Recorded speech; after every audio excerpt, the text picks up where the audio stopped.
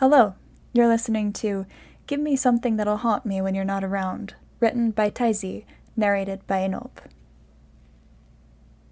Chapter 1. Keep on Keeping Your Eyes on Me. Usagi Yuichi doesn't have a crush on that striped turtle guy who used to come into run-of-the-mill all the time, because that would be stupid. Because that turtle guy, Hamato Leonardo, is such a joke. He's loud and obnoxious, all swagger and big talk and dad jokes that don't even land half the time. He's annoying. And it's annoying that he acts like he can do whatever he wants just because Senior Hueso treats him like an unruly nephew. And it's super annoying that he has the audacity to stop showing his face around here now that everyone has come to expect it.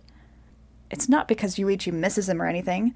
He just noticed that Leonardo hasn't been around lately, because Yuichi is very observant. That's all. The restaurant has felt weird and off-kilter in the turtle siblings' absence the last couple of weeks. Yuichi brings it up once, a casual, "I haven't seen those Hamatos around here lately, have you?" That makes his coworker Chao lower their glasses to stare at him over the rims so pointedly that Yuichi blushes to the tips of his ears and resolves to never bring it up again. Okay, so maybe he's always been a tiny bit preoccupied with Leonardo. It's not Yuichi's fault the guy is so distracting. Always propping his hip against counters and door jambs while he waits for a table, long and lean and dangerous striped arms tight with muscle when they cross over his armored chest. Ugh!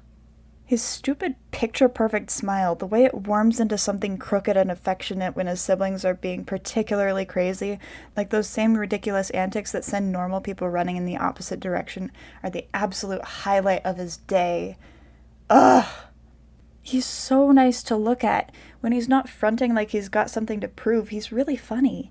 He helps out a lot around the restaurant just because he can, and he portals Yuichi's coworkers home when it gets too late and they don't have a ride, and ugh! And he's a fellow swordsman. He loves Kenjutsu the same way Yuichi does, in a way that lights him up from the inside. The first time they ever talked, months ago now, Yuichi struggled to sound cool and collected under the spotlight of Leonardo's sharp golden eyes, trying to channel the samurai spirit of Miyamoto himself to possess Yuichi and keep him from stammering like an idiot. Somehow he managed to maintain a flat level tone as he casually mentioned that he trained with a sword too. Leonardo's face brightened in a way that Yuichi was woefully unprepared for. Mentally, he had to take a knee. Their first conversation went on for most of an hour. Yuichi forgot he was supposed to be bussing tables and got dragged off by Chao eventually, and Leonardo got an earful over the phone from the brothers whose dinner was getting cold in the takeout boxes in front of him.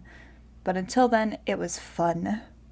They compared their respective training, despaired over the same horrible, awful whose idea even was it and why did it stick katas, and at some point Leonardo reached over his shoulder and withdrew one of his beautiful katana, flipping it deftly in his hand and offering it hilt first to Yuichi. It was such an offhanded gesture, as if it wasn't precious and important and an extension of his own self, as if it made perfect sense to let a complete stranger take it. Even Leonardo's sister, sitting on the other side of the booth with Sunita while Sunita was taking a lunch break, looked wide-eyed at the move. And when Yuichi gave it back, a piece of himself went with it.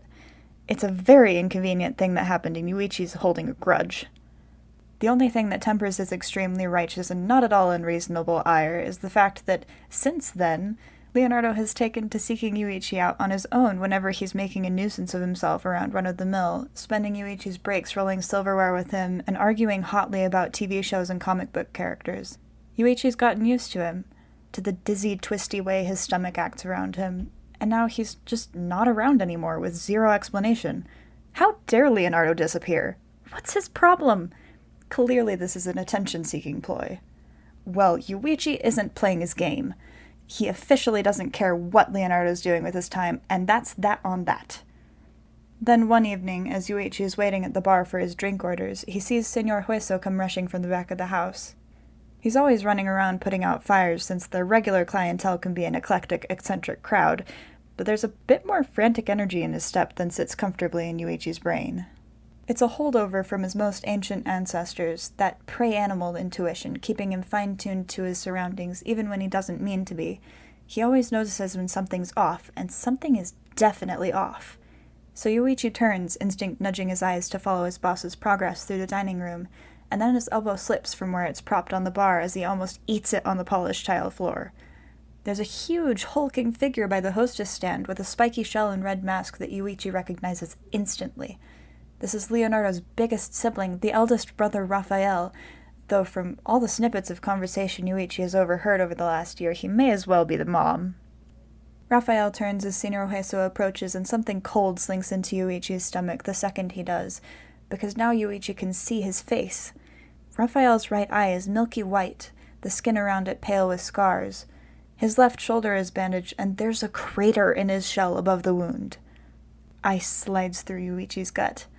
Suddenly he's remembering a tense evening about a month ago, the way his aunt yanked him into a hug the second he got home from work, holding him against herself like she'd almost lost him. Then she expressly forbade him and all of his cousins from going into the human world for any reason. She even called run-of-the-mill and spoke to Senior Heiso, which was humiliating because Usagi is 16, not 6, who in turn had assured her that the restaurant wasn't currently connected to that door and wouldn't be until the invasion was long over. Invasion? Yuichi had asked from around the corner of the hallway where he'd been eavesdropping. Nothing for you to worry about, baby, Auntie said firmly. You just stay put and let the humans sort themselves out. That's what we always do. Yuichi had been curious, but not so much so that he was willing to let himself get grounded. And he really didn't go into New York City very much anyway. All of his friends were down here. Most of his friends were down here. It never occurred to him to worry about the Hamatos. He knew they lived in the mortal world, but they're so much larger than life, they're so quick and clever and stubborn and strong, that worrying about them feels about as useful as worrying about whether or not the sun is going to rise. Now he feels sick. Now he thinks he should have been worried. Senior Heiso is talking in a terse undertone, shoulders set and stiff. He's transparently concerned about something. Raphael shuffles anxiously, wringing his hands while they speak, the apprehensive mannerisms incongruent with his imposing size. A tap on the counter drags Yuichi's eyes back to the bartender. They've finished his drinks, and they're watching him with sympathy in their eyes. Should have got Little Blue's number when I told you to, huh, Usagi? They say wryly. Shut up, Chao, Yuichi mutters, lifting his tray. By the time he's finished dropping the drinks off and taking everyone's food order, a painful process since no one can agree on an appetizer, and they have questions about every other thing on the menu, and Yuichi desperately wants to not be dealing with any of them right at this second, Raphael is already halfway out the door. He's holding a bunch of to-go boxes, ducking his head and stumbling through his gratitude, and Senior Heiso is waving him off briskly. The rest of Yuichi's shift is agonizing. He comes up with a dozen half-formed intel-gathering schemes, and discards all of them because they each essentially boil down to begging Heiso for information, and that's his boss. He's not quite that level of desperate, thank you very much. Not yet, anyway. This is all your fault, Leonardo, Yuichi thinks darkly during closing that night, stuffing paper napkins into their receptacles with maybe 6 times the necessary aggression. All of his coworkers give him a wide berth, except for Chao, who mops around him where he's viciously restocking tables and very loudly says nothing at all. Heck, Yuichi really should have gotten his number. That's Chapter 1. Hope you enjoyed.